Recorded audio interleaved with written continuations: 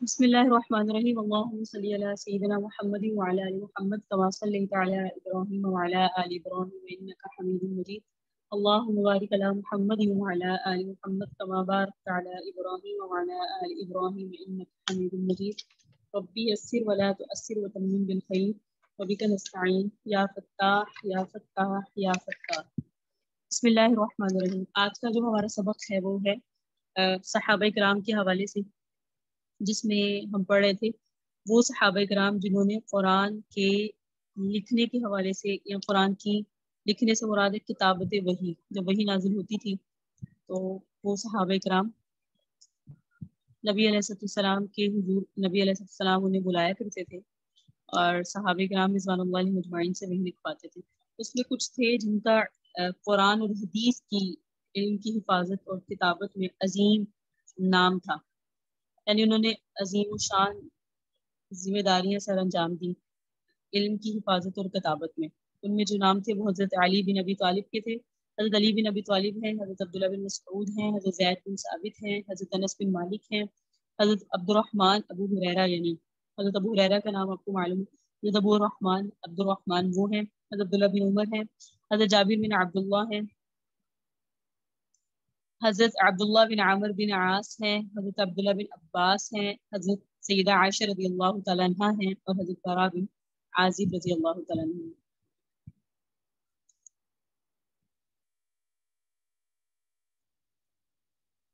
ہیں۔ مجھے طالبات بتا دیں میسج کے ذریعے کہ آپ تمام طالبات تک آواز ٹھیک آ رہی۔ ان میں جو تھے حضرت علی بن ابی طالب رضی اللہ تعالیٰ عنہ، اس کے متعلق ان کے متعلق ہم نے پڑھا کہ حضور نبی اکرم صلی اللہ علیہ وسلم کے چچا زاد بھائی بھی ہیں یہ اور داماد بھی ہیں۔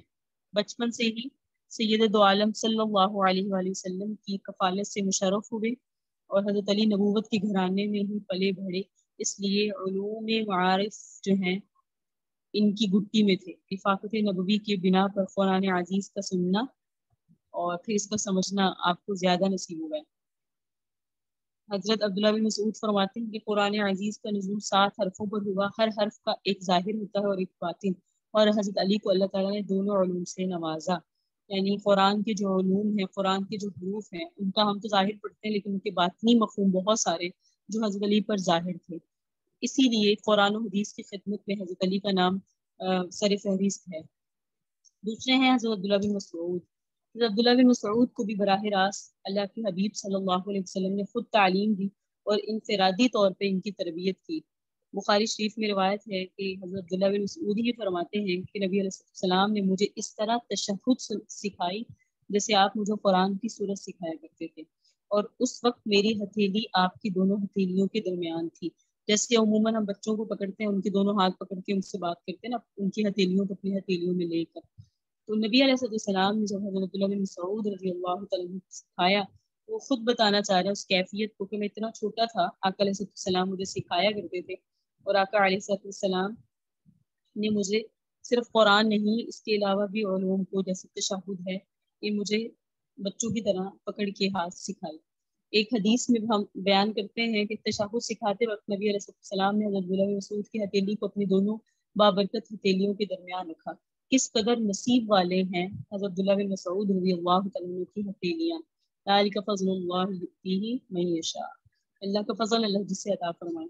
ایک روایت میں عبداللہ بن مسعود فرماتے ہیں کہ مجھے نبی علیہ السلام نے خود سکھایا علم، اور ملاقات کے وقت یہ فرماتے ہیں کہ حضرت عبداللہ بن مسعود فرماتے ہیں کہ نبی علیہ السلام نے مجھے تشہد سکھایا۔ اور جیسے عموماً ہوتا ہے بڑے حضرات بھی یعنی اکابر اصاغر جو ہیں وہ اصاغر کے ہاتھ اکابر پکڑتے ہیں، یعنی بڑے جو بزرگ ہوتے ہیں وہ بچوں کے ہاتھ پکڑ لیتے ہیں۔ بار بار حضرت عبداللہ بن مسعود اس بات کو بیان کیا کرتے تھے، اس اہمیت کے پیش نظر کہ اتنا مجھے نبی صلی اللہ علیہ وآلہ وسلم کا قرب بھی نصیب ہوا اور نبی علیہ السلام کی خاص توجہ ملی۔ ان کے بارے میں اور بھی بہت ساری باتیں ہیں۔ حضرت عبداللہ بن مسعود روایت کرتے ہیں کہ ہم میں سے جب کوئی شخص قرآن کریم کی 10 آیتیں سیکھ لیتا نا، تو جب تک اس کا معنی اور مفہوم اور اس پر عمل کرنا سیکھ نہیں لیتا تھا آگے نہیں بڑھتا تھا۔ اس قول سے واضح ہوتا ہے کہ عبداللہ بن مسعود قرآن کے مطالب اور معنی معلوم کرنے کے کس حد تک شائق تھے۔ عبداللہ بن مسعود نے کہا، اس ذات کی قسم جس کے سوا کوئی معبود نہیں ہے، قرآن کریم کی کوئی آیت ایسی نہیں ہے جس کے بارے میں مجھے یہ معلوم نہ ہو کہ وہ کب اور کہاں نازل ہوئی، اور اگر مجھے کسی شخص کے بارے میں معلوم ہو کہ وہ تفسیر قرآن مجھ سے زیادہ بہتر جانتا ہے اور سواری وہاں تک پہنچ سکتی ہے تو میں اس کی یہاں حاضری دیکھ کر فائدہ حاصل کروں۔ یعنی کہ مجھے تو یہ بھی معلوم ہے کب، کہاں، کیسے اور کس وقت اور کیوں صورت نازل ہوئی، اتنی حضرت عبداللہ بن مسعود کا اس میں مقام و مرتبہ ہے۔ حضرت عبداللہ بن مسعود ایک راوی مصروف فرماتے ہیں کہ حضرت عبداللہ بن مسعود ہمیں ایک صورت پڑھ کر سناتے اور ان کا اکثر حصہ اس کی تفسیر بیان کرنے میں صرف کر دیتے، یعنی آیت ایک ایک آیت پر اتنا وقت لیتے کہ نبی علیہ السلام کی تربیت یافتہ تھے، اور وہ پھر اس کی تفسیر بھی اتنی فرماتے کہ ایک ہی آیت پہ تفسیر کا وقت زیادہ لگ جاتا، اور وہ لوگ بھی سننے والے تھے، ان کی زندگیوں کا مقصد ہی قرآن کو سمجھنا تھا۔ وہ لوگ بھی ایسے تھے، ابھی لوگ پریشان ہو جاتے ہیں، گھبرا جاتے ہیں کب مکمل ہوگا یا کب تک یہ سلسلہ ختم ہو جائے گا، وہ لوگ گھبراتے نہیں تھے، ان کا مقصد ہی یہ تھا، تو وہ سیکھنے میں بھی شائق تھے اور سکھانے والے بھی پھر ویسے تھے۔ اب جب سیکھنے والوں کی دلچسپی میں کمی آئے تو سکھانے والے میں بھی آ جاتی ہے، باقی یہ ہے کہ سکھانے والوں کا بھی انداز ایسا ہونا چاہیے کہ سیکھنے والے بھی رغبت رکھیں۔ اللہ پاک ہم سب کو سمجھ عطا فرمائے۔ حضرت عبداللہ بن مسعود فرماتے ہیں کہ میں پہلو کے درخت سے نبی علیہ السلام کے لیے مسواک توڑ رہا تھا تو ہوا اس ٹہنی کو اوپر اڑا رہی تھی اور میری پنڈلیاں پتلی تھی، لوگ ہنس پڑے۔ اچھا جی، نبی علیہ السلام نے دریافت فرمایا تمہیں کیا چیز ہنسا رہی ہے؟ جو ہنس رہے تھے نا ان سے پوچھا کہ مسواک توڑ رہے ہیں عبداللہ بن مسعود۔ اچھا، وہ جب مسواک توڑ رہے تھے تو ہوا سے ٹہنی اوپر کی طرف ہو رہی تھی، جیسے ہوا چل رہی ہو تو دائیں بائیں اڑ رہی ہوتی ہے وہ ٹہنی، تو اس طرح۔ تو حضرت عبداللہ بن مسعود پتلے انسان تھے، ان کی پنڈلیاں بھی پتلی تھی، لوگ ہنس پڑے۔ نبی علیہ السلام نے دریافت فرمایا تمہیں کیا چیز ہنسا رہی ہے؟ انہوں نے عرض کیا کہ ہم ان کی پنڈلیوں کے پتلے ہونے پر ہنس رہے ہیں۔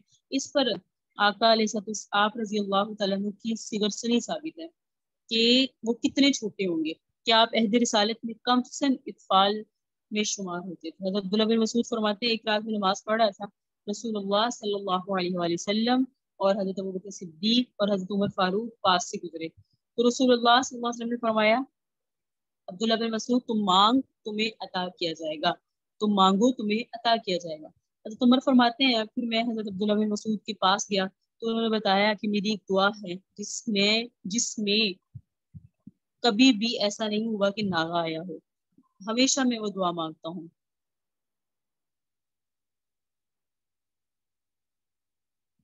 اے اللہ میں آپ سے ایسا ایمان مانگتا ہوں جو کبھی کمزور نہ ہو، ایسی نعمت مانگتا ہوں جو کبھی ختم نہ ہو، آنکھوں کی ایسی ٹھنڈک مانگتا ہوں جو کبھی بند نہ ہو، اور جنت الخلد کے اعلیٰ مقام میں آپ کے نبی کی رفاقت مانگتا ہوں۔ سبحان اللہ۔ حضرت عبداللہ بن مسعود دعا مانگ رہے تھے، نبی علیہ السلام جب پاس سے گزرے تو فرمایا دعا مانگو، جو مانگیں گے آپ کی آج کے دن آپ کو قبول کیا جائے گا۔ حضرت ابوبکر صدیق ان کے پاس لوٹے اور پوچھا ابھی آپ دعا مانگ رہے تھے، اسے دوبارہ دہرائیے، آپ نے کیا مانگا؟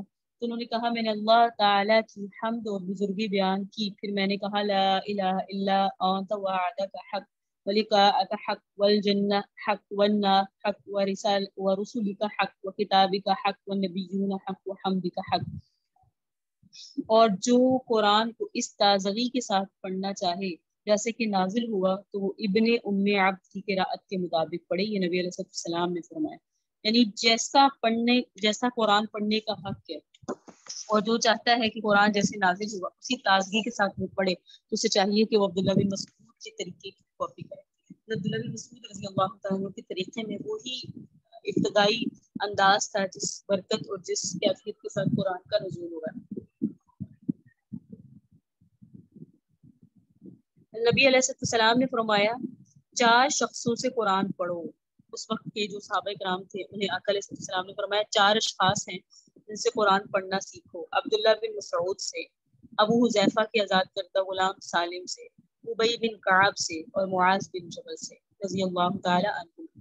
عبداللہ بن مسعود، سالم، ابی بن کعب، معاذ بن جبل رضی اللہ تعالی عنہ۔ اس حدیث شریف میں نبی علیہ السلام نے تعلیم قرآن کے لیے 4 صحابہ کا بطور خاص ذکر کیا۔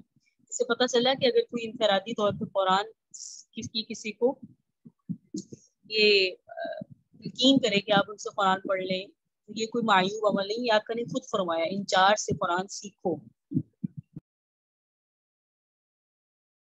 تو یہ حضرت عبداللہ بن مسعود تھے جن کا قرآن و حدیث میں بہت نام ملتا ہے. کیوں ملتا ہے وہ بھی میں نے آپ کے سامنے عرض کر دیا کہ قرآن اور حدیث کی کتابت کے حوالے سے ان شخصیات کا بڑا مقام ہے. تو حضرت علی گزرے, حضرت عبداللہ بن مسعود کا ذکر گزرا. اب تیسرے ہیں حضرت زید بن ثابت انصاری. حضرت زید بن ثابت پر نبی علیہ السلام کا مکمل اعتماد تھا. یہی وجہ ہے کہ وہ کاتبین وحی میں شامل ہے, وحی لکھنے والوں میں سے.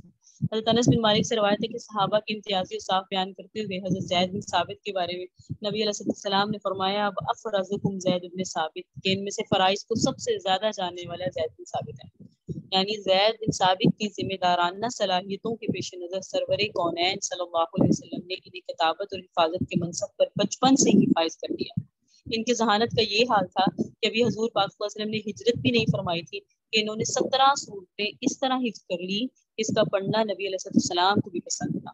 جب ان سے عبرانی زبان سیکھنے کے لیے کہا گیا تو صرف 15 دن میں کامل دسترس حاصل کر لی اور 17 دن کی مدت میں سریانی زبان میں مہارت حاصل کر لی.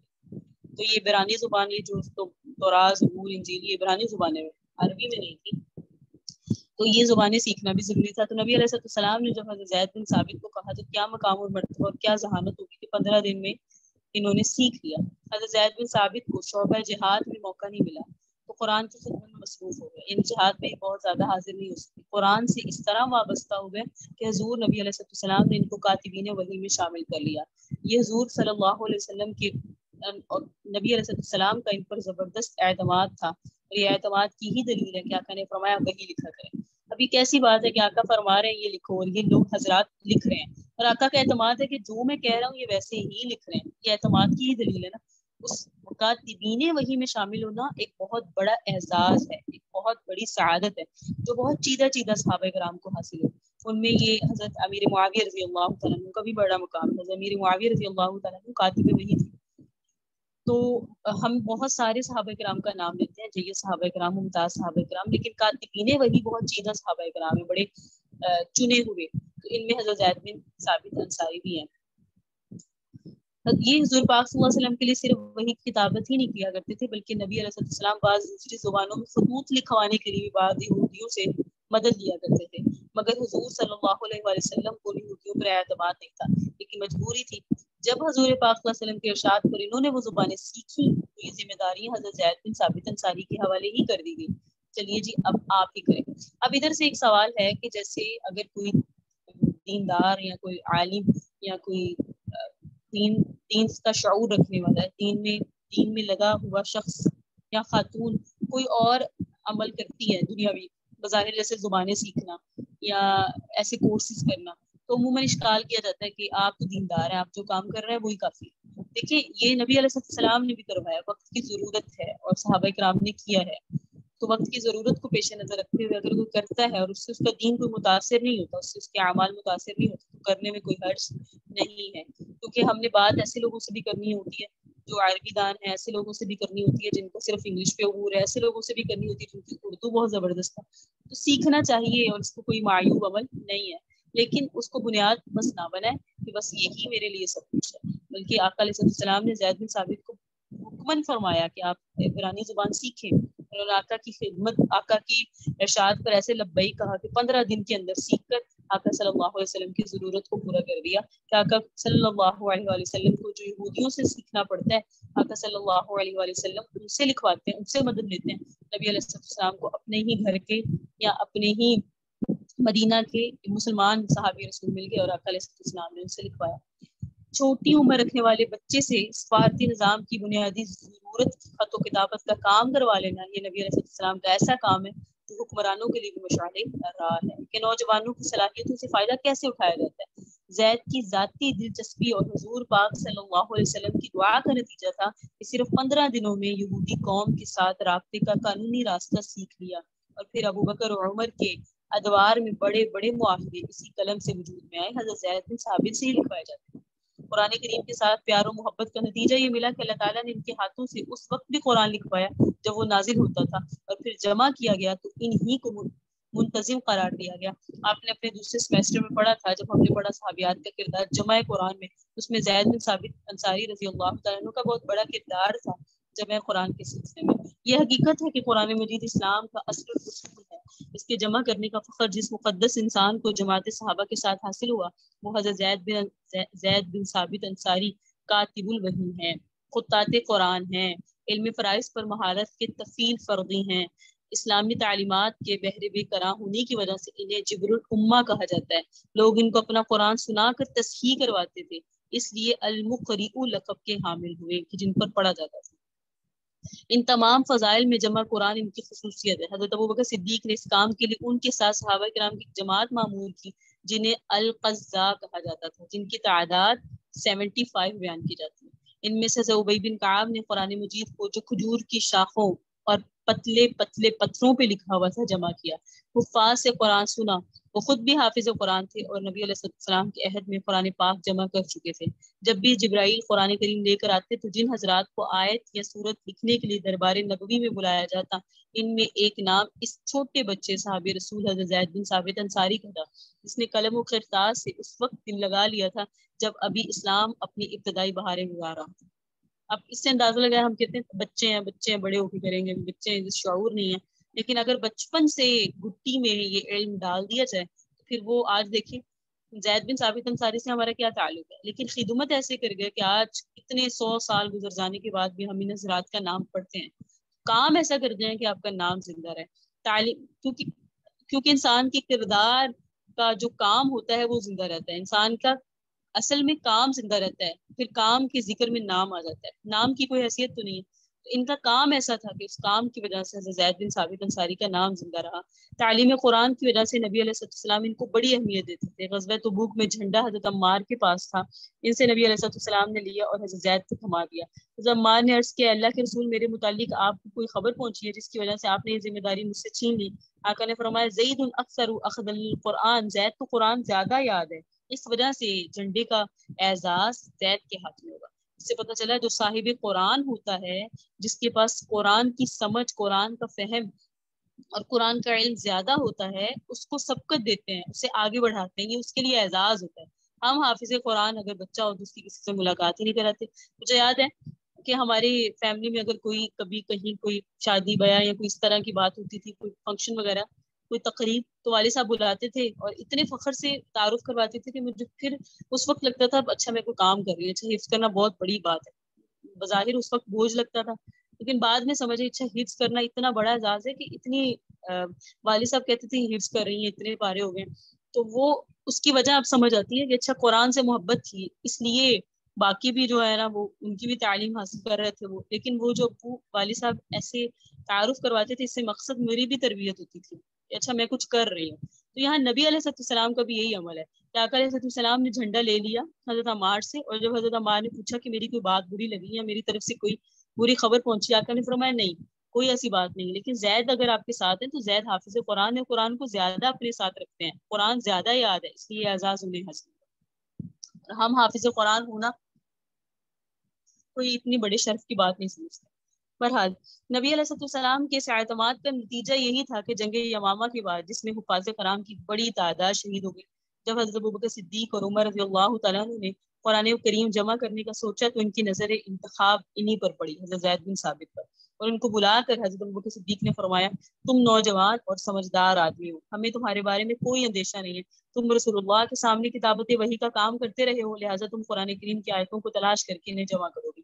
جن کے متعلق حضرت عمر نے ایک مرتبہ فرمایا، لوگوں جو تم میں سے قرآن مجید کے بارے میں معلومات حاصل کرنا چاہے وہ اسے چاہیے کہ وہ زید بن ثابت کے پاس جائے، کیونکہ معلومات ان کے پاس ہے۔ حضرت زید نے خود فرمایا کہ نبی علیہ السلام مدینہ تشریف لائے، مجھے نبی علیہ السلام کی خدمت میں لایا گیا، آپ مجھے دیکھ کر خوش ہوئے، انہوں نے عرض کیا، یا رسول اللہ، یہ بنو نجار کا بچہ ہے، اس کو اللہ تعالیٰ نے اس کو آپ پر جو وحی نازل فرمائی ہے، اس کو اللہ تعالیٰ نے آپ پر جو وحی نازل فرمائی ہے، اس میں سے 10 سے زیادہ صورتیں یاد ہو گئی ہیں زید بن ثابت کو۔ تو نبی علیہ السلام نے سن کے خوش ہوئے، آقا نے فرمایا، زید میرے لیے یہود کی تحریر سیکھ لو، مجھے تحریر کے بارے میں یہود پر اعتماد نہیں ہے۔ حضرت زید نے بیان کیا، میں نے یہود کی تحریر لکھنا شروع کی، 15 دن گزرنے کے بعد میں نے اس کو اچھی طرح سیکھ لیا۔ جب وہ نبی علیہ السلام کو خطوط ارسال کرتے یہودی تو میں آپ کو پڑھ کے سناتا، اور جب آپ نے مکتوب ارسال فرمانا ہوتا، یعنی جب خط ادھر بھیجنا ہوتا، تو میں اس کا جواب تحریر کرتا۔ کتنی بڑی سعادت ہے۔ اس حدیث شریف کے مطابق نبی علیہ السلام نے حضرت زید بن ثابت کو یہود کی زبان سیکھنے کے لیے چنا، اور آپ کا انتہائی برمحل تھا کہ انہوں نے 15 دن میں خوب اچھی طرح سے ان کی زبان سیکھ لی۔ نبی علیہ السلام نے حضرت زید کو ان کے نام کے ساتھ پکارا۔ مخلوق کے عظیم ترین معلم کی زبان اطہر سے اپنے لیے ندائے مبارک سن کر حضرت زید کی خوشی و مسرت کو وہ جلا ملی کہ وہ اور ان کی کیا کیفیت تھی وہ اللہ ہی جانتا ہے۔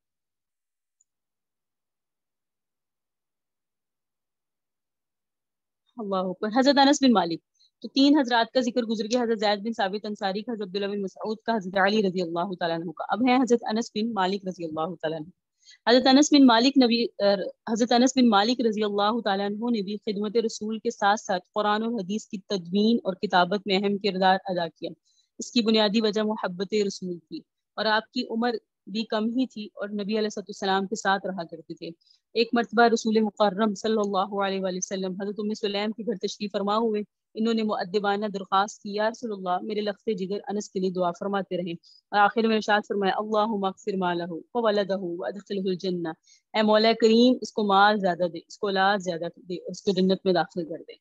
حضرت انس فرمایا کرتے تھے، اس دعا مبارک کا اثر یہ تھا کہ حضرت انس مال اور دولت میں تمام انصار سے بڑھ گیا۔ اولاد کی کثرت یہ تھی کہ انتقال کے وقت ان کے بیٹے اور بیٹیاں اور پوتے اور پوتیوں کی تعداد 100 سے زیادہ تھی۔ انہوں نے کہا کہ میں نے ابو یعلا سے پوچھا، کیا حضرت انس نے نبی علیہ السلام سے کوئی حدیث سنی؟ ابو داؤد کہتے ہیں، تو انہوں نے کہا کہ حضرت انس نے 10 برس نبی علیہ السلام کی خدمت کی، اور نبی علیہ السلام نے دعا دی تھی، اور اس دعا کا اثر یہ تھا کہ ان کا ایک باغ تھا جو سال میں 2 مرتبہ پھل دیتا تھا، اور اس کے پھلوں میں مشک کی سی خوشبو آتی تھی۔ حضرت انس کو تحصیل علم کا اس قدر شوق تھا کہ نہ صرف فیضان نبوی میں مسلسل 10 برس براہ راست بہرہ یاب ہوتے رہے، بلکہ کبار صحابہ سے بھی استفادہ حاصل کیا۔ اس کا نتیجہ یہ ہوا کہ علم و فضل کا مجمع البحرین بن گئے۔ پھر اس علم کو اپنی ذات تک محدود نہیں رکھا، بلکہ آخری دم تک اس کو پھیلاتے رہے، اور ان نے غیر معمولی شہرت حاصل ہوئی۔ آپ سب جانتے ہیں، کوئی اور کسی اور صحابی رسول کا نام جانے یا نہ جانے، لیکن حضرت انس کا نام ضرور جانتے ہیں۔ حضرت انس، حضرت ابو ہریرہ، حضرت عبداللہ بن عمر بھی، اب ان کا ذکر حضرت عبداللہ بن عمر، حضرت انس گزرا، حضرت انس کا ذکر گزرا، حضرت زید بن ثابت انصاری کا گزرا، حضرت عبداللہ بن مسعود کا گزرا، حضرت علی کا گزرا، اب ہیں حضرت عبداللہ بن عمر۔ حضرت عبداللہ بن عمر بھی چھوٹے تھے، کتابت اور حفاظت اور علم کے حصول کے لیے ہمیشہ کوشاں رہتے تھے۔ آپ رضی اللہ تعالیٰ عنہ بھی بچپن سے ہی حضور نبی صلی اللہ علیہ وسلم سے قرآن و حدیث کا علم حاصل کیا انہوں نے، اور پوری توجہ سے حصول علم کے لیے سرگرداں رہے۔ نبی علیہ السلام صحابہ کرام کو کتابت اور سنت کی تعلیم دیتے اور ان کا تزکیہ فرماتے۔ جب ان میں سے کسی سے ایسی غلطی سرزد ہوتی جس کی اس جیسے شخص سے توقع نہ ہوتی، تو آپ تھوڑا سا ناراضگی کا اظہار فرماتے اور غلطی پہ ٹوکتے بھی تھے۔ امام بخاری نے حضرت عبداللہ بن مسعود سے ایک روایت، عبداللہ بن عمر سے ایک روایت ذکر کی۔ ایک دفعہ نبی علیہ السلام نماز پڑھا رہے تھے، آپ نے مسجد میں قبلہ کی جانب تھوک دیا، تو اس کو اپنے ہاتھ سے صاف کر دیا اور ناراض ہوئے۔ فرمایا، یقیناً تم میں سے جو کوئی بھی نماز میں ہوتا ہے تو اللہ تعالیٰ اس کے سامنے ہوتا ہے، اس لیے کوئی شخص نماز میں اپنے سامنے نہ تھوکے۔ منع کیا حضرت عبداللہ بن عمر کو، تو اس سے واضح ہوا مسجد کی دیوار میں تھوک دینا، یہ آقا علیہ السلام اس سے ناراض ہوئے۔ حضرت عبداللہ بن عمر کی نبی علیہ السلام نے تربیت بہت باریک بینی سے کی۔ آپ رضی اللہ تعالیٰ عنہ کے چھوٹے سے چھوٹے فعل کو نہ صرف پرکھا بلکہ اصلاح بھی کی۔ حضرت عبداللہ بن عمر سے روایت ہے، یہ حضرت عمر کے صاحبزادے ہیں، وہ خود کہتے ہیں، یہ حضرت عبداللہ بن عمر کے نبی علیہ السلام کہ یہ پاس آئے اور عرض کیا، یا رسول اللہ، میں چاہتا ہوں کہ آپ کی حدیث کو روایت کروں، میں چاہتا ہوں کہ جس طرح میں آپ کے فرمودات دل میں یاد رکھتا ہوں اس طرح لکھ بھی لیا کروں۔ تو آقا نے فرمایا، اگر میری حدیث ہو تو تم دل میں یاد کرنے کے لیے اس کو لکھ لیا کرو۔ عبداللہ بن عمر بیان کرتے ہیں، نبی علیہ السلام نے مجھے فرمایا، محبت بھی اللہ کے لیے کرو، نفرت بھی اللہ کے لیے کرو، اللہ ہی کے لیے دوستی کرو، اللہ ہی کے لیے دشمنی کرو، کیونکہ تم اللہ کی معرفت حاصل نہیں کر سکتے مگر اسی سے، اور آدمی ایمان کی لذت نہیں چکھتا اگرچہ اس کی نمازیں روزے بہت ہوں، جب تک وہ اس طرح نہ ہو جائے۔ کس طرح؟ محبت اللہ کے لیے، نفرت اللہ کے لیے۔ اور اب لوگوں کے دوستانہ تعلقات دنیاوی مفادات کی بنا پر ہو رہے ہیں آپ کے سامنے، حالانکہ دنیا والوں سے کچھ بھی کفایت نہیں کر سکتی۔ اور آقا علیہ السلام نے ان سے فرمایا، اے عبداللہ بن عمر، جب تم صبح کرو تو اپنے دل میں شام کا خیال نہ لاؤ، جب شام کرو تو صبح کا خیال دل میں نہ لاؤ، اپنی صحت اور بیماری کے لیے سامان کر لو، زندگی میں موت کا سامان کر لو، کیونکہ اے عبداللہ، تم نہیں جانتے کہ کل تمہارا نام کیا ہوگا، محروم میں لکھے جاؤ گے یا زندوں میں لکھا جاؤ گے۔ عبداللہ بن عمر فرماتے ہیں، پھر نبی علیہ السلام نے میرے جسم کا ایک حصے کو پکڑا اور فرمایا، دنیا میں پردیسی کی طرح یا مسافر کی طرح رہو اور اپنے آپ کو قبرستان والوں میں شمار کرو۔ تو یہ حضرت عبداللہ بن عمر جن کی نبی علیہ السلام نے اتنی زیادہ تربیت کی، جیسے بچوں کی کرتے ہیں۔ اس سے پتہ چلا آقا علیہ السلام کو ان سے کس قدر محبت ہوگی اور ان کی تربیت آقا علیہ السلام نے کس انداز سے. تو یہ ہیں عبداللہ بن عمر. یہ بھی وہ صحابہ رسول ہیں جنہوں نے بچپن سے ہی آقا علیہ السلام سے تربیت بھی حاصل کی اور قرآن اور حدیث میں ان کی بھی خدمات ہیں. آگے ہیں حضرت جابر بن عبداللہ. حضرت جابر بن عبداللہ بھی حدیث کے اعتبار سے بہت مشہور ہوئے. ان کا بچپن بھی سرور کونین کے ساتھ گزرا. آپ رضی اللہ تعالیٰ عنہ نے نبی علیہ السلام کی قول فعل کو بہت احسن طریقے سے محفوظ کیا. حضور صلی اللہ علیہ وسلم کو حضرت جابر سے خصوصی محبت تھی اور اس کی وجہ علم کی محبت تھی. کیونکہ حضرت جابر کو علم سے محبت تھی اور جسے علم سے محبت ہوتی ہے آقا علیہ السلام اس سے محبت فرماتے ہیں. حضرت جابر سے روایت ہے کہ انہوں نے کہا نبی علیہ السلام نے اونٹ والی رات میرے لیے 25 مرتبہ استغفار کیا. اس حدیث کے مطابق نبی علیہ السلام نے اپنے شاگرد کے لیے ایک ہی رات میں 25 بار استغفار کیا. حضرت جابر کو یعنی اللہ تعالیٰ جابر کی مغفرت فرمائے, اللہ تعالیٰ جابر کی مغفرت فرمائے, اللہ تعالیٰ جابر کی مغفرت فرمائے. اس سے آپ اندازہ لگائیں حضرت نبی علیہ السلام کو اپنے شاگردوں سے کس قدر محبت ہوتی ہے. اور پھر شاگرد بھی ایسے تھے جب آقا کی اتنی محبت, تو شاگرد ایسے ہی سر نہیں کٹاتے آقا کے نام پر, ظاہری بات ہے محبت کی وجہ سے. تو یہ ان کو سعادت حاصل ہے حضرت جابر بن عبداللہ کو. اللہ کے نبی علیہ السلام نے ان کے لیے 25 بار خاص ان کا نام لے کر استغفار فرمایا. اور ان کے والد کا غزوہ احد میں شہید ہو گئے. حضرت جابر بن عبداللہ کے والد عبداللہ, اور ان کے ذمہ قرض تھا. قرض خواہوں نے اپنے حقوق طلب کرنے میں سختی کی. کہتے ہیں میں اس سلسلے میں حضرت جابر کہتے ہیں میں نبی علیہ السلام کی خدمت میں حاضر ہوا تو آقا علیہ السلام نے ان قرض خواہوں سے سفارش کی کہ وہ میرے باپ کا پھل لے کر میرے باپ کے ذمہ اپنے بقیہ حقوق سے دستبردار ہو جائے. یعنی آقا نے سفارش کی بھی دیکھو عبداللہ بن یہ جو جابر بن عبداللہ کے جو والد ہیں عبداللہ, ان کے باغ کا پھل لے لو اور اپنا قرض معاف کر دو, بدلے میں تمہیں پھل تو مل جائیں گے.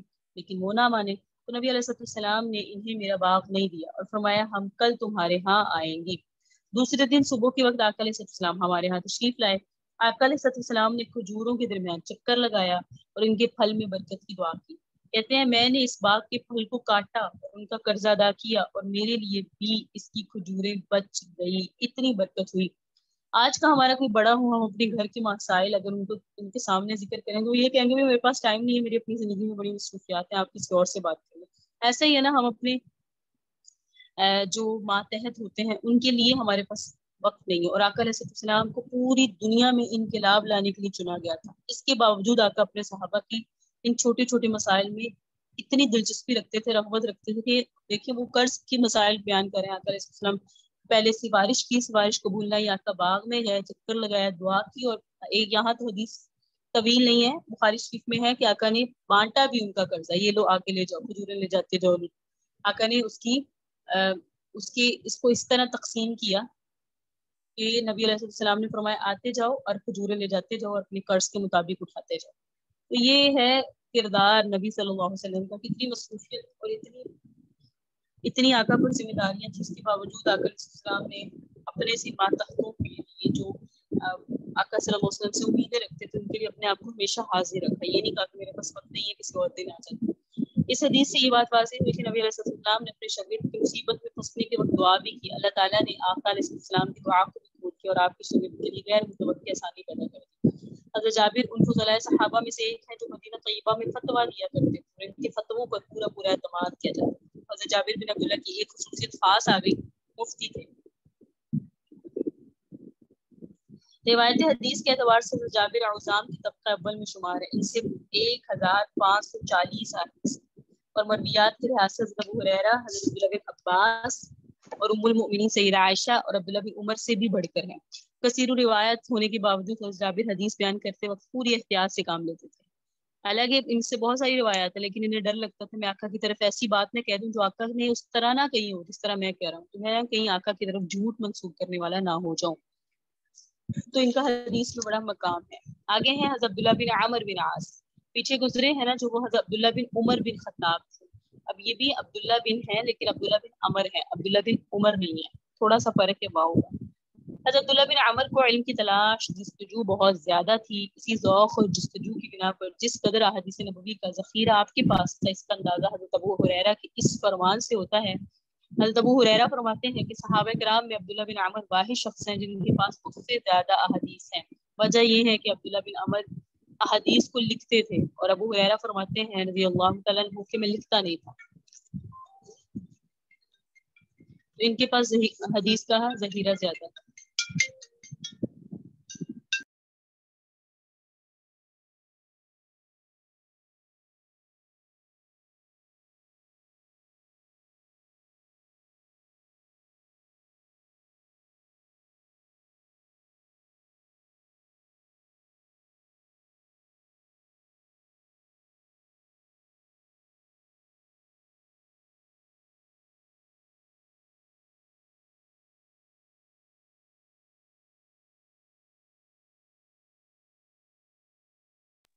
اچھا جی.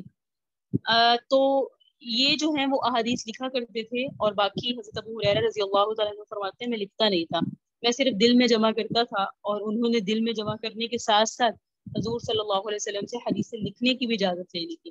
آپ اس سے یہ بات سمجھ لیں کہ جو ہم دین پڑھتے ہیں نا، اب ہمارے، میں عمومی بات کر رہی ہوں کہ ہمیں یاد ہے کہ ہمارے ابھی بھی رجسٹر رکھے ہوئے، ہمارے اساتذہ کوئی بات بتاتے تھے ہم اس کو لکھتے تھے، جبکہ ان کی رفتار تو تیز ہوا کرتی تھی، لیکن اس میں بھی ہوتا تھا کہ ہم کچھ نہ کچھ جو ان کی ملفوظات ہیں اس کو اپنے صفحات پر لے آئیں.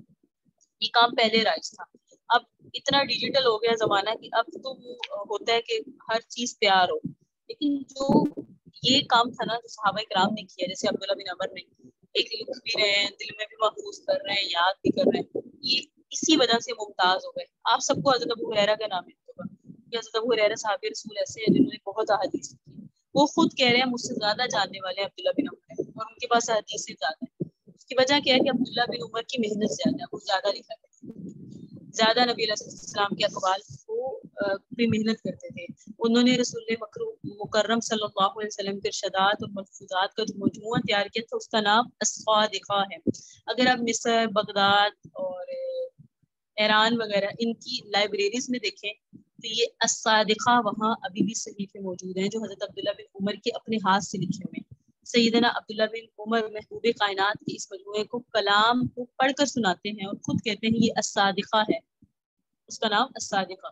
سچی بات ہے، اس میں وہ باتیں لکھی ہیں جو میں نے نبی علیہ السلام سے اس وقت سنی جب میرے اور حضور نبی صلی اللہ علیہ وآلہ وسلم کے درمیان کوئی تیسرا نہیں تھا.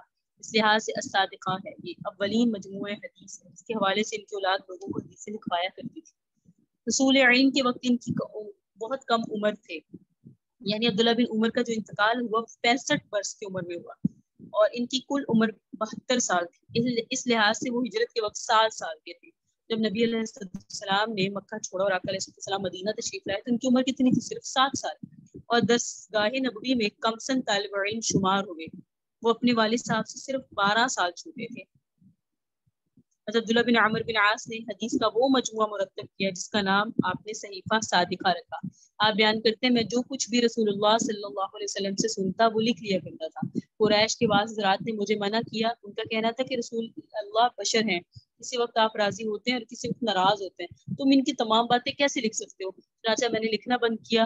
میں نے یہ بات نبی علیہ السلام سے ذکر کی تو آقا نے فرمایا لکھا کرو، قسم ذات کی جس کے قبضے میں میری جان ہے، مجھ سے کوئی بھی بات حق کے خلاف صادر نہیں ہوتی اگرچہ میں غصے میں ہی ہوا کروں. ایسا نہیں ہے کہ غصے میں کوئی ایسی بات کروں گا جو سچ نہیں ہے. تو آپ میری کسی بھی کیفیت کو، کسی بھی بات کو لکھ سکتے ہیں.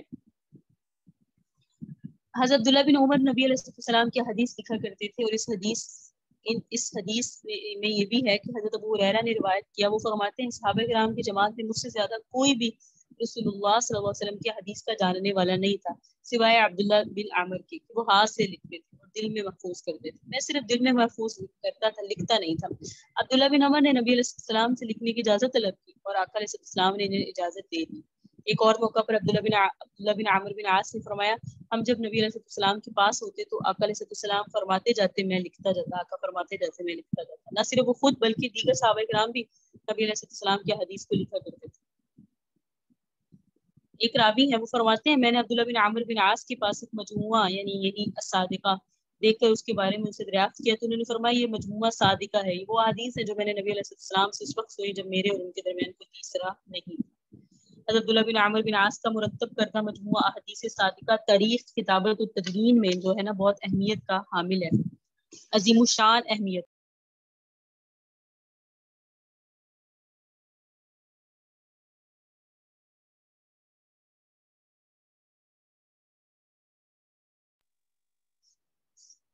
अच्छा जी, इससे सिर्फ यही बात साबित नहीं होती कि अब्दुल्ला बिन अमर बिन आस अहदीस लिखा करते थे, बल्कि इससे बढ़कर इससे ये साबित होता है कि आपने यह हदीस खुद नबी अलैहिस्सलाम के हुक्म से और आपसे सुनकर आपके सामने लिखी थी। अब आप देखिए, थोड़ा तसव्वुर करें, सब सहाबा किराम बैठे हैं, आका अलैहिस्सलाम के हुजूर नबी अलैहिस्सलाम सामने मौजूद हैं, और इनमें मुनफरिद हज़रत अब्दुल्ला बिन अमर बिन आस है कि उनके हाथ में कलम है और साथ कागज है और वो आका की बातें लिख रहे हैं। कितने मुनफरिद लिखते होंगे। नबी अलैहिस्सलाम ने बतौर खास इनको हदीस कलम मत करने का हुक्म दिया। गालिबन इसकी वजह ये थी कि अब्दुल्ला बिन अमर बिन आस लिखने पढ़ने में माहिर थे। वो अरबी के अलावा सुरयानी जुबान भी लिखते थे। तहरीर में उनकी महारत इस कदर काबिल एतमाद थी कि अंदेशा ही नहीं था कि वो कहीं कोई लफ्ज गलत या शक वाला लिख देंगे। नबी अलैहिस्सलाम ने बतौर खास इनको हदीस के लिखने की इजाजत मरहमत फरमाई। इन्होंने आका अलैहिस्सलाम के हुक्म और अहदीस की रोशनी में बराह रास्त आपसे सुनकर हदीस तहरीर की। इसका नाम अस्सादिका है। ये वो तालिबात बातें हैं जो हम आलिमात, कुछ हमारी आलिमात भी हैं, ये तो हमने खैर तखस्सुसात किए हदीस के, इफ्ता के और फिक्र के, अपने 6 साल के बाद तो ये चीज़ें हमें मालूम थी। लेकिन जो आप लोगों के लिए ना, इसमें बहुत ब्लेसिंग है, आपको अभी से ये चीज़ें ऐसी हैं जो हम आलिमात को बाद में पता चलती हैं और आप लोग एक डिप्लोमा में सीख रहे हैं। बहरहाल हज़रत अब्दुल्ला बिन अमर बिन आस के एक पोते हैं अमर बिन शुआयब। वो बेशतर औकात अपने दादा के मजमुआ अहदीस अस्सादिका से रिवायत भी करते थे। यानी ये जो अमर बिन शुआयब हैं, ये अपने दादा से यानी अब्दुल्ला बिन अमर से वो अहदीस लेते थे जो उनकी उस किताब अस्सादिका में थी। ठीक है, तो ये मुकाम था हज़रत अब्दुल्ला बिन अमर बिन आस का। आगे हज़रत अब्दुल्ला बिन अब्बास। हज़रत अब्दुल्ला बिन अब्बास उन अजीम सहाबा किराम में से हैं जो इल्म फज़ल के एतबार से बहुत आगे हैं। उनका खानदानी पस मंजर भी बहुत आला है, क्योंकि वो नबी अलैहिस्सलाम के महबूब चचा हज़रत अब्बास बिन अब्दुल मुत्तलब के बेटे हैं। और इन्होंने बचपन में नबी अलैहिस्सलाम की कभी करीब हज़रत जिब्राईल अलैहिस्सलाम को भी देखा और फरमाया इन्होंने खुद राईतु जिब्राईल मर्रतैन कि मैंने हज़रत जिब्राईल को 2 बार देखा। हज़रत अब्दुल्ला बिन अब्बास ने, जो हज़रत अब्बास के बेटे हैं और नबी अलैहिस्सलाम के चचा के बेटे हैं, खुद फरमा रहे हैं कि मैंने नबी अलैहिस्सलाम के पास जिब्राइल को 2 बार देखा। और ये बात याद रखिएगा, हज़रत बिन अब्बास अजीम मुफस्सिर कुरान है, कुरान की तफसीर किया करते थे, मुज्तहिद हैं, फतवा भी देते थे। तफसीर की रियासत आपकी ज़ात पर ख़त्म है। जब हज़रत उमर अपनी मजलिस में सहाबा किराम के साथ आपको बैठाते और अपनी करीब जगह देते, जनाब फारूक आज़म फरमाया करते थे, आप हमारे सब नौजवानों से हसीन तरबा अखलाक और इन सबसे ज़्यादा किताब इलाही के समझने वाले हैं। हज़रत अब्दुल्ला बिन अब्बास। और हज़रत अली बिन अबी तालिब भी हज़रत अब्दुल्ला बिन अब्बास की तफसीरी सलाहियतों के मद्दाह व सताइश करते थे और फरमाया करते थे, यूं नजर आता है अब्दुल्ला बिन अब्बास बारीक पर्दे के ऊंट से गैबी हकाइक को बचश्मे खुद देख रहे होते हैं। यानी आयात के वो मफाहिम देख रहे होते हैं। हज़रत अली फरमा रहे हैं, जिनके बारे में भी हमने पढ़ा कि वो आयत के ज़ाहरी और बातनी मतलबों को भी जानते हैं। वो खुद कह रहे हैं कि हज़रत अब्दुल्ला बिन अब्बास वो देख रहे होते हैं जो हम नहीं देखते, वो गैबी हकाइक देखते हैं। तो हज़रत अब्दुल्ला बिन अब्बास एक इल्मी जिंदगी बसर किया करते थे। आपका ओढ़ना बिछोना, पढ़ना पढ़ाना, इल्मी हकाइक पर रोशनी डालना था। अमारात के साथ बस आपका इतना ही ताल्लुक था, यानी ओहदे इतने हासिल नहीं थे ने। जब हज़रत अली ने आपको बसरा का वली बनाया ना, तो सच्ची बात तो ये है कि आप सही माना में नाबगा रोजगार थे। आप इल्म, फजल, फसाहत, बलागत, वुसाअत, मालूमात में अपना जवाब नहीं रखते थे। तफसीर कुरान में आप लासानी थे, कोई ऐसा नहीं था। उनके बारे में सबसे बेहतर बात वो है जो अब्दुल्ला बिन उमर ने फरमाई कि जो कुछ रसूलुल्लाह पर नाजिल हुआ, अब्दुल्ला बिन अब्बास उम्मत भर में उसके सबसे बड़े आलिम हैं। अब्दुल्ला बिन अब्बास, इनका मैं जिक्र इसलिए आपके सामने ज्यादा कर रही हूँ। अगर आप तफसीर देखें, जितने भी बड़े बड़े आलिम हैं, जितने भी बड़े बड़े मुफस्सिर हैं जो कहते हैं हम तफसीर कुरान की बयान करते हैं, वो तफसीर कुरान की मुफस्सिर हजरत अब्दुल्ला बिन अब्बास वाली ही करते हैं। यानी जो हज़रत अब्दुल्ला बिन अब्बास ने आयात के माना बताए। इनकी सबसे बड़ी वजह रसूलुल्लाह सल्लल्लाहु अलैहि वसल्लम के लिए, नबी अलैहिस्सलाम ने जो इनके लिए दुआ दी थी, अल्लाहुम्मा फ़क़्क़िहु फ़िद्दीन व अल्लिमहु तावील, ए अल्लाह इसको दीन का फहम अता कर, उसे कुरान की तफसीर सिखा। यही वजह थी कि कुरान का फहम और कुरान की तफसीर का इल्म था। अब्दुल्ला बिन अब्बास खानदान नबूवत में परवान चढ़े। आगाज़ तफूल से नबी अलैहिस्सलाम के वाबस्ता फराख रहे। इसके नतीजे में इन्होंने बहुत कुछ आपसे सुना और इन अहवाल और हवादिस में बजाते खुद शरीक हुए, जिनके बारे में कुरान नाज़िल हुआ। नबी अलैहिस्सलाम की वफ़ात के बाद अब्दुल्ला बिन अब्बास सहाबा किराम की सोहबत में रहकर इनसे अखज़ और इस्तिफादा करते। आपने इनसे वो मकामात दरियाफ्त किए जहाँ जहाँ कुरान उतरा, इन्हें ये भी पता था। اس کی ایک وجہ یہ بھی ہے کہ آپ عربی زبان اور آداب اور اس کے خصائص سے اچھے خاصے واقف تھے. آپ اجتہاد کے مرتبے پہ بھی فائز تھے. جو چیزیں سمجھ نہیں آتی تھی اپنے غور و فکر سے اس کو سمجھ لیتے تھے. ایسا انہیں حافظہ پتا تھا. عبداللہ بن عباس فرماتے ہیں حضرت عمر وظائف وغیرہ دیتے, مجھے غزوہ بدر کی شرکاء میں شامل فرماتے. ایک مرتبہ میں عبد الرحمن بن عوف نے کہا, آپ اس 9 عمر لڑکی کو ہمارے ساتھ شریک کرتے ہیں, حالانکہ اس میں تو ہمارے بیٹے ہیں. عبداللہ بن عباس کو کیوں شامل کرتے ہیں؟ وظائف کا مطلب ہوتا ہے یہ, وظائف مطلب رقم دینا. تو حضرت عمر ان کو بھی دیتے تھے. تو حضرت عبد الرحمن بن عوف نے کہا یہ بچے ہیں, آپ انہیں کیوں دیتے ہیں؟ حضرت عمر نے فرمایا انہ من حیث علمت, تم جانتے ہو کہ جس وجہ اس کو عزت میں اس کی کرتا ہوں وہ اس کا علم ہے. تو علم کتنی قدر کیا کرتے ہیں صحابہ کرام. ایک دن حضرت عمر نے حضرت عبد الرحمن بن عوف اور مجھے بھی بلایا. میں سمجھ گیا مجھے صرف اس لیے بلایا تاکہ وہ لوگ میری علمی حیثیت دیکھیں. یہ حضرت عبداللہ بن عباس کہتے ہیں. پھر حاضرین محفل سے ایک سوال کیا. اس مجلس میں وہ لوگ بھی موجود تھے جو میرے پہ اعتراض کیا کرتے تھے کہ ان کو وظیفے کون ہوتے ہیں.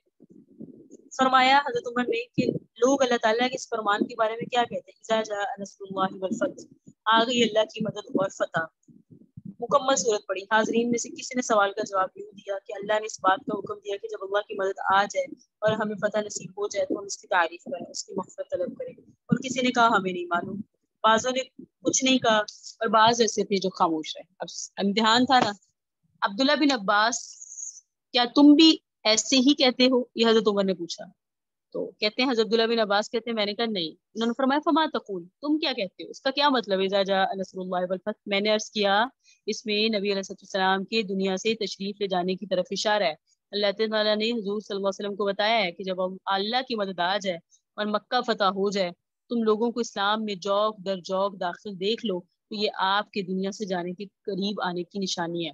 لہٰذا آپ اپنے رب کی تسبیح کریں, تحمید کریں, اس سے مغفرت طلب کریں, وہ بڑا توبہ قبول کرنے والے. حضرت عمر نے فرمایا مجھے بھی صورت کے بارے میں اتنا ہی معلوم ہے جتنا تمہیں ہے. تو کیا ہوا, دربار خلافت میں بھی درسگاہ نبوت کے ان 9 عمر طلباء کی پوری حوصلہ افزائی کی جاتی تھی. یہ جتنے بھی صحابہ کرام کا ذکر آپ کے سامنے کیا. حضرت عبداللہ بن عباس مفسر قرآن اس اعتبار سے کہ وہ تفاسیر جانتے تھے جس کو صحابہ کرام کہتے تھے ہمیں نہیں معلوم. اور حضرت عمر, حضرت ابو بکر صدیق, حضرت عثمان, حضرت علی, ان کا تو مقام ہے ہی زیادہ کیونکہ یہ لوگ تو جانتے ہی تھے, لیکن ان سے آگے پھر ان کا مقام ہے. آگے ہیں حضرت براء بن عازب اور دیگر صحابہ کرام جن کا ذکر آپ کے سامنے کیا کہ ان کو اللہ کے حبیب صلی اللہ علیہ وسلم نے فرمایا کہ ان کے پاس قرآن اور حدیث کا کی کتابت اور حفاظت اور فقہی بصارت کا علم تھا. اس میں پھر حضرت عائشہ رضی اللہ تعالیٰ عنہ, عائشہ رضی اللہ تعالیٰ عنہ کو اللہ رب العزت نے پہلی حافظہ, پہلی عالمہ, پہلی فقیہہ اور اس اعتبار سے پہلی مفتیاں ہیں کہ یہ سارے صحابہ کرام جن کا ذکر آپ کے سامنے میں نے کیا وہ صحابہ کرام سیدہ عائشہ کے پاس حاضر ہو کر وہ پوچھتے تھے جو وہ خود نہیں جانتے. اچھا, سیدہ عائشہ کو ایک خاص فضیلت ہے, وہ آپ کو معلوم ہونا ضروری ہے کہ سب کا نام گزرا, سب صحابہ کرام کا, اور انہوں نے بڑے بڑے آقا علیہ السلام سے نسبتیں حاصل کی, لیکن سیدہ عائشہ کو وہ گھریلو مسائل پتہ تھے جو صحابہ کرام کو پتہ نہیں ہے.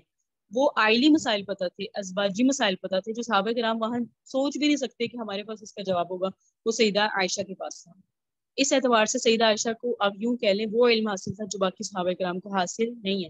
آقا گھر میں تشریف لا کے کیا معاملات کرتے ہیں, کیسے کرتے ہیں, بڑے بڑے جیے صحابہ کرام آ کے پوچھا کرتے تھے کہ نبی علیہ السلام رات کیسے گزارتے ہیں, آقا علیہ السلام کی وتر کی نماز کب ہوا کرتی تھی, آقا علیہ السلام کی تہجد کی رکعات کتنی ہوا کرتی تھی, آقا علیہ السلام کیا ہے اس کی حالت میں عورت کے قریب جا سکتے ہیں, کیونکہ زمانہ جاہلیت میں عورت کو چھوت سمجھتے تھے, برتن علیحدہ, گھر علیحدہ, کپڑے علیحدہ, بالکل علیحدہ ڈال دیتے تھے, اس کو کوئی بیماری ہے.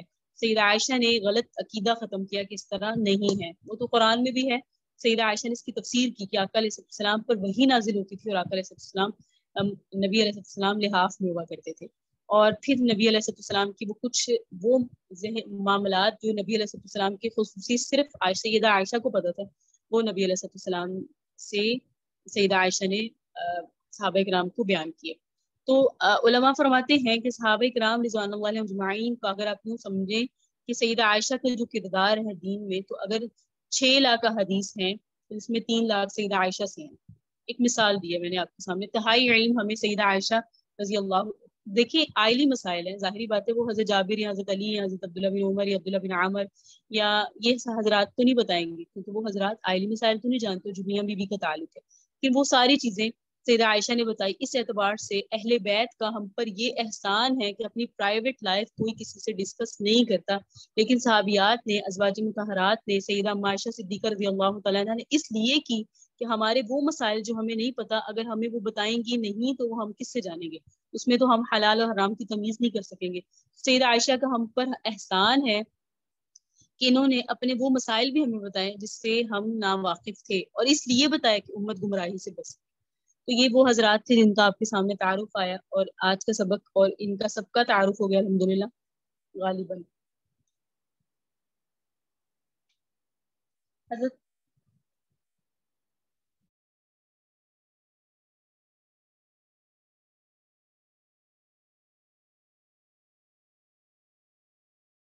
हजरत बरा बिन आजिब हैं, वो रह गए थे। हजरत बरा भी अहद नबवी में बच्चे थे, और वो ये जो सुफ़ा है ना मस्जिद नबवी में, सुफ़ा होता था जो पहला मदरसा था, वो उसमें हाजिर हुआ करते थे और नबी अलैहिस्सलाम से कस्बे फैज़ हासिल करते थे। मजालिस नबवी के बेशुमार बातें आपको याद थी। आपने बचपन से ही उसको हुसूल इल्म के लिए वक्फ कर दिया था और अपना बेशतर वक्त कुरान और हदीस की तालीम में सर्फ करते थे। हाँ, और फरमाते हैं जब हम नबी अलैहिस्सलाम की खिदमत में बैठते तो ऐसे पुरसकून होकर बैठते थे गोया हमारे सरों पे परिंदे बैठे हैं, और अक्सर आकर हमारे सरों पे परिंदे बैठ जाते थे क्योंकि इतना साकित होकर बैठा करते थे। हज़रत बरा बिन आज़िम ने भी बचपन से ही कुरान के मानी और मफाहिम को जानने और समझने की कोशिश जारी रखी, और इल्मी एतबार से इन्हें भी नबी अलैहिस्सलाम की सोहबत हासिल थी। तो हज़रत बरा बिन आज़िब और सेकंड लास्ट हज़रत सैयदा आयशा रज़ियल्लाहु तआला अन्हा, अल्हम्दुलिल्लाह ये सहाबा किराम थे। और अतफाल सहाबा किराम, अतफाल का मतलब होता है बच्चे, छोटी उम्र में हाफिज, छोटी उम्र के फकीह, छोटी उम्र के मुफ्ती, जैसे जाबिर बिन अब्दुल्ला का जिक्र करा। अल्लाह पाक इन किरदारों से हमें सबक हासिल करने की और इनको पढ़कर अपनी जिंदगी बदलने की तौफीक अता फरमाए। हाज़ा हुवल मराम, वल्लाहु आलम बिल कलाम। सल्लल्लाहु तआला अला हबीबि खैरि खल्किहि मुहम्मदिन व अला आलिहि व अस्हाबिहि व ज़ुर्रिय्यतिहि अजमईन व बिरहमतिका या अरहमर राहिमीन। अल्लाहुम्मा सल्लि अला सय्यिदिना मुहम्मदिन व अला आलि सय्यिदिना मुहम्मद व बारिक व सल्लिम। किसी तालिबा का कोई सवाल है तो पूछ सकती हैं।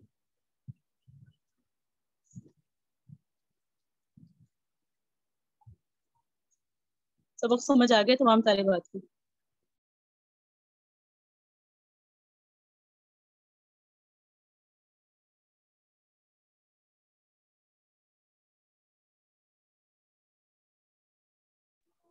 जी अल्हम्दुलिल्लाह, दुआ में याद रखिएगा। ईमान अल्लाह। अस्सलामु अलैकुम व रहमतुल्लाहि व बरकातहू।